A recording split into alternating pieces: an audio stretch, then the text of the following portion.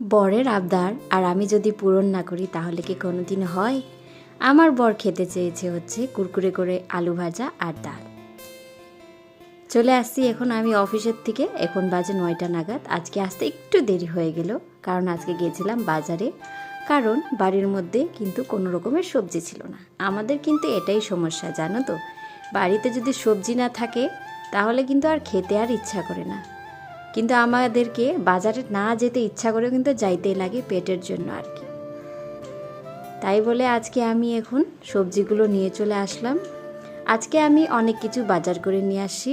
500 টাকা নিয়ে গিয়েছিলাম, ওইটাতে অনেক কিছু বাজার নিয়ে আসি। এই 500 টাকা বাজারটা হচ্ছে আমার এক সপ্তাহ তো মোটামুটি চলেই যাবে আমার মনে হয় আর কি। এক একটা করে যা সবজিগুলো এনেছি এগুলো বাইজে বাইজে পরিষ্কার করে এখন সব কিছু সুন্দর করে রেখে নিব। এইদিকে আমি ডালটা সিদ্ধ করতে দিয়ে দিয়েছি, এইদিকে একদিকে ভাতটা বসিয়ে দিয়েছি আর কি। তারপরে বানাবো হচ্ছে সুন্দর করে একটু ডাল বানাবো, তারপরে কুরকুরে করে আলুটা ভেজে দিব, তারপরে ও কিন্তু খাবে।